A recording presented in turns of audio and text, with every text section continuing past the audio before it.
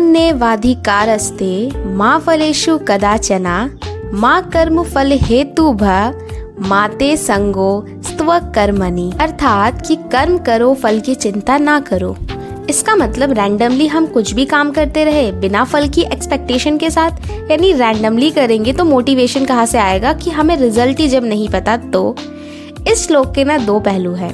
पहला ये कहता है कि आप अच्छे कर्म करोगे तो आपको अच्छे ही रिजल्ट मिलेंगे और बुरे कर्म करोगे तो बुरे ही रिजल्ट मिलेंगे। यानी कि अगर इस समय हम पढ़ेंगे तो ही तो रिजल्ट आएगा। रैंडमली कुछ भी पढ़ते रहेंगे, सही डायरेक्शन में नहीं पढ़ेंगे तो क्या हमको रिजल्ट मिलेगा? नहीं मिलेगा। दूसरा पहलू ये कहता है कि आपका जो फोकस है, जो डिटर्मिनेशन है, वो आपके आज के काम पे होना चाहिए, ना कि कल के आने वाले रिजल्ट पे। अगर आपका पूरा फोकस और डिटर्मिनेशन आज के काम पे है, आज जो आपको कंप्लीट करना है, आज के गोल पे है, तभी तो कल आप बेहतर परफॉर्म कर पाएंगे और तभी तो रिजल्ट अच्छा आएगा। तो हम भी आज अपने दिन की शुरुआत इतने अच्छे, बेहतरीन और इतने फेमस, जो कि हम बचपन से हमेशा सुनते आए हैं, उस श्लोक के साथ करते हैं। तो मैं आज के अपने जो जो कर्म करने हैं उन सारे की मैंने लिस्ट बना ली और सबसे पहले आके मैं बैठ जाती हूँ रीडिंग करने के लिए, क्योंकि पहला सेशन मेरा उसी का होता है। दुनिया में 3 चीज़ें ऐसी जिसको मैं इग्नोर करना बहुत पसंद करती हूँ, वो है reading, typing and mock test.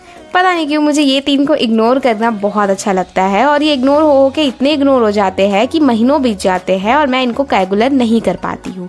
तो इसीलिए मैंने सोचा कि ये 3 काम है जो मैं सबसे पहले दिन में किया करूँगी। तो इसीलिए जो मेरा फर्स्ट स्लॉट रहता है वो रीडिंग का रहता है। उठते ही सबसे पहले ना योगा, एक्सरसाइज कुछ भी नहीं, ब्रश किया, सबसे पहले आकर मैं करती हूँ रीडिंग एंड उसके बाद मैं जाती हूँ मेडिटेशन करने के लिए। एज यू ऑल नो, पता नहीं कितने लोग ये बात जानते हैं नहीं जानते, मेरे को पैनिक होने की बहुत गंदी आदत है। मैं सिचुएशन, जैसे मान लो एक सीधा रास्ता है, वो थोड़ा सा भी टेढ़ा होगा और मैं उस समय इतना घबरा जाती हूँ, इतना पैनिक कर जाती हूँ कि पूछो मत। कंसंट्रेशन तो मेरा ज़ीरो हो चुका है। वो पता नहीं क्यों, मुझे नहीं पता, वो फ़ोन की आदत की वजह से या फिर दुनिया में इतना कुछ मैंने काम, मतलब बहुत सारी चीज़ें मैं एक साथ करना पसंद करती हूँ और जिस रीज़न से दिमाग में बहुत कुछ चलता रहता है, तो कंसंट्रेशन तो बहुत कम हो जाता है। इसीलिए मैं सोचती हूँ कि चलो एक ही काम पे ध्यान देते हैं। बट फिर मैंने सोचा कि दुनिया में ऐसे तो बहुत सारे लोग हैं जो एक साथ मल्टीटास्क करते हैं, कितने सारे मल्टी टैलेंटेड लोग हैं, तो फिर मैं क्यों नहीं। तो इस चीज़ों से भागने की बजाय मैंने इसका सोल्यूशन निकाला, यानी कि मेडिटेशन। मेडिटेशन करने से हमारा कॉन्सेंट्रेशन पावर अच्छा होता है और लिटरली अच्छा तो हो रहा है, बिकॉज आज था मेरा मेडिटेशन का 3रा दिन और अच्छा लगा आज करके। इसके बाद मैं करती हूँ सबसे पहले टाइपिंग। मैंने टाइपिंग को 15-15 मिनट के 2 स्लॉट में डिवाइड कर दिया है, क्योंकि इकट्ठा बैठ के मेरे से टाइपिंग नहीं होती है, हाथ भी दर्द होने लगते हैं। सो आज मेरी जो सबसे हाईएस्ट स्पीड गई थी वो 30 गई थी, सबसे मिनिमम तो 19 भी हो गई थी। उस समय मेरे दिमाग में कुछ और चल रहा था। वी ऑल नो कि नजर हटी तो दुर्घटना घटी, तो उसका रिजल्ट हमको भी मिल गया। इसलिए कॉन्सेंट्रेशन में रहना बहुत ज़रूरी है। इसके बाद मैं जाती हूँ अपने स्टूडेंट को पढ़ाने के लिए। पर डे मैं 2 आवर्स ट्यूशन को देती हूँ। मॉर्निंग टाइम रहता है, सो फटाफट से उसको पढ़ाने चली जाती हूँ। मॉर्निंग के 7 to 10 मेरे फिक्स है, क्योंकि 1 घंटे आने जाने लगता है, तो फटाफट से इसको पढ़ा के फिर मिलते हैं। So as you all know कि एसएससी स्टेनो का नोटिफिकेशन आ चुका है एंड अक्टूबर-नवंबर में इसका मोस्ट प्रोबेबली रिटन एग्जाम हो जाएगा। सो अगर इस हिसाब से हम देखें तो फरवरी में इसके स्किल टेस्ट होने के बहुत ज़्यादा चांसेस है। So it is the high time you should go और you should learn the skill test, because आपको इसमें बहुत ज़्यादा प्रैक्टिस लगेगी। रिटन एग्जाम हम लोग काफ़ी टाइम से CGL एंड MTS इनकी प्रिपरेशन करते रहते हैं, तो यहाँ से हमारी रिटन की प्रैक्टिस अच्छे से हो जाती है। बट स्किल टेस्ट के लिए हमको डेफिनेटली बहुत अच्छे से चीज़ों को सीखनी पड़ेगी, तभी हम एग्जाम में बहुत अच्छी तरीके से परफॉर्म कर पाएंगे। सो इतने कम टाइम में अगर आपको स्किल टेस्ट सीखना है तो डेफिनेटली आपको एक गाइडेंस की ज़रूरत है। So then you can go with it. यहाँ पे आपको रिकॉर्डेड सेशन मिलेगा कंप्लीटली, जिसको आप अपने हिसाब से कभी भी अपने टाइम के हिसाब से देख सकते हैं। आप इसको 4 महीने में कंप्लीटली सीख पाएंगे अच्छी तरीके से। डाउट सेशन मिलेंगे, प्लस में फ्री स्टडी मटेरियल मिलेगा। एंड इनका एक यूट्यूब चैनल है जिसका लिंक डेफिनेटली मैं कमेंट में एंड डिस्क्रिप्शन में शेयर कर दूंगी। आप इनका चैनल विजिट कर लीजिएगा if you think this is suitable for you. And अगर आपको जाना है, परचेज करना है, then you can WhatsApp on this number. आपको कंप्लीट डिटेल वहाँ से मिल जाएगी। यू कैन रीड और दिस पोस्टर, जिससे आपको कंप्लीट इन्फॉर्मेशन मिल जाएगी। सो 2024 के लिए स्टेनो के लिए कंप्लीटली प्रिपेयर अभी से स्टार्ट कर दीजिए, because as you all know कि कॉम्पिटिशन बहुत हाई है और एक छोटा सा भी चांस मत छोड़िए कहीं भी पीछे होने का।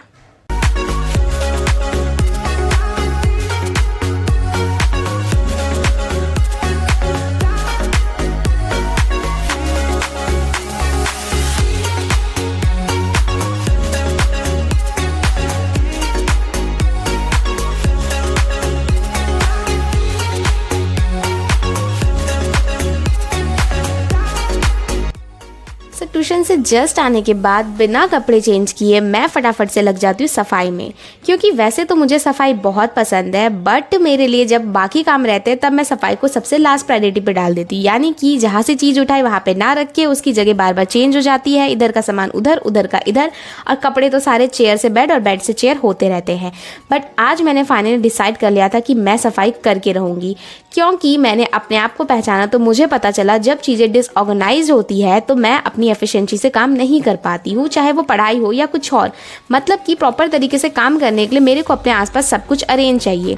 तो इस हैबिट के लिए मुझे पूरी सफाई करनी थी, तो आज मैंने डिसाइड कर लिया था तुरंत आते ही 20 मिनट में फटाफट से सफाई करूँगी। तो मैंने टाइमर लगा के फटाफट से स्पीड मोड पर सारा का सारा काम करने के लिए लग जाती हूँ, और तभी सफाई वाले भैया आ जाते हैं। तो चलो इसी के साथ सारा काम निपट जाता है। इसलिए आज बेडशीट सब न्यू लगाई मैंने, एंड उसके बाद इन काले कपड़े को धो के नहा के फिर हम चलेंगे पढ़ने के लिए। तो फटाफट से सफाई कंप्लीट करते हैं।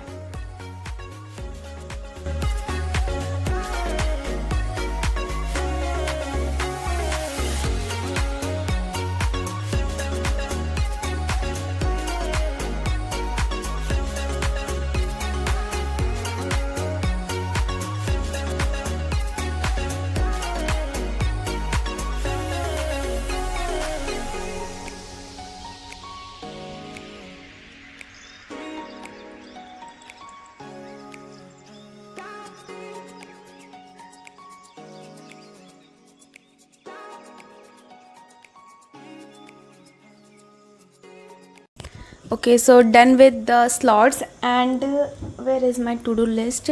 अब हम नेक्स्ट स्लॉट स्टार्ट करेंगे। लाइक घर का सारा काम वाम हो गया है, एंड अभी मतलब सिर्फ 50 दिन रह रही है। चीज़ सोच के मेरे को बहुत ज़्यादा डर लग रहा है। मतलब स्ट्रेस लेवल तो मेरा मानो कि मेरी हाइट से भी 2 गुना ऊपर हो चुका है। मतलब इतने ज़्यादा स्ट्रेस हो रहा है कि पूछो मत। मेरे को बहुत ज़्यादा टेंशन हो रही है क्योंकि सिर्फ 50 दिन बचे हैं और लेवल अभी भी वो नहीं आ रहा है जो मैं अपने आप से एक्सपेक्ट कर रही हूँ। मतलब इस रीज़न से मेरे को दोबारा से ब्रेकआउट्स हो रहे हैं, क्योंकि स्ट्रेस से भी एक्ने होते हैं, इट्स नॉर्मल। एंड मेरे को स्पेशली स्ट्रेस से ही होता है, और बाहर का खाने से ज़्यादातर। तो स्ट्रेस के चक्कर में बाहर का खा रही हूँ कि भूख लगी है, और बाहर के चक्कर में मेरे को एक्ने हो रहे हैं। हाँ, क्या बोलूँ अब। तो छोड़ो, हम पढ़ाई करते हैं प्रॉपरली। हम कर सकते हैं, वो कर सकते हैं सिर्फ पढ़ाई एक प्रॉपर डायरेक्शन में, ताकि एक अच्छा रिजल्ट आए, ताकि बाद में जब रिजल्ट आए तो अफसोस ना रहे कि मेरे से गलती हुई थी। तो ठीक है, सो नेक्स्ट स्लॉट स्टार्ट करते हैं फटाफट से। उससे पहले मैं आप लोगों को एक ऑफ़र बताना चाहती हूँ कि प्रेपिन पे चल रहा है। ओनली 199 में आपको ईयरली पास मिलेगा। एंड एज यू नो कि अभी एग्ज़ाम कंटिन्यूसली हमारा MTS एंड CGL का लगा हुआ है, और मॉक देना तो इस टाइम पे बहुत कंपलसरी है। लाइक अगर वीकली आप कम से कम 4 से 5 मॉक नहीं दे रहे तो आप बहुत पीछे हो एक्चुअल कॉम्पिटिशन से।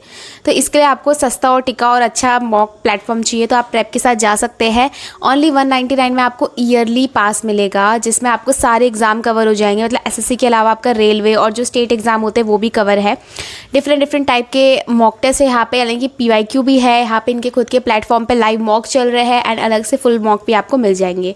तो डेफिनेटली आप जा सकते हैं प्रेप के साथ। आपको मेरा कोड लगाना पड़ेगा जो कि है PREE20, जिससे आपको ये 199 में मिल जाएगा। तो आप इसको परचेज कर लीजिएगा, एंड मॉक देते हैं मिलके। तो फटाफट से चलते हैं पढ़ाई की तरफ।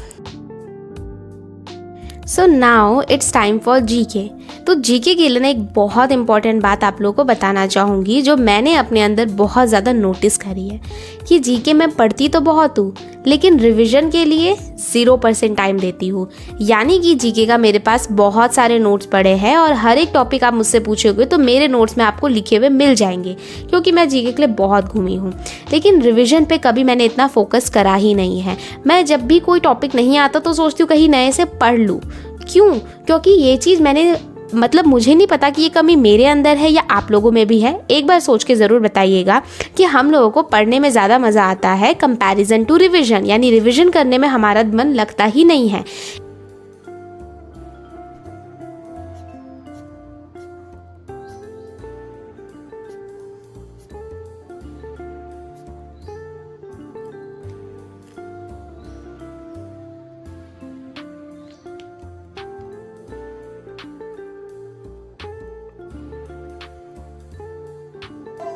खाली पेट चलता है ना, तो वो भी सुबह सुबह बातों अंदर जाकर जा बेटा।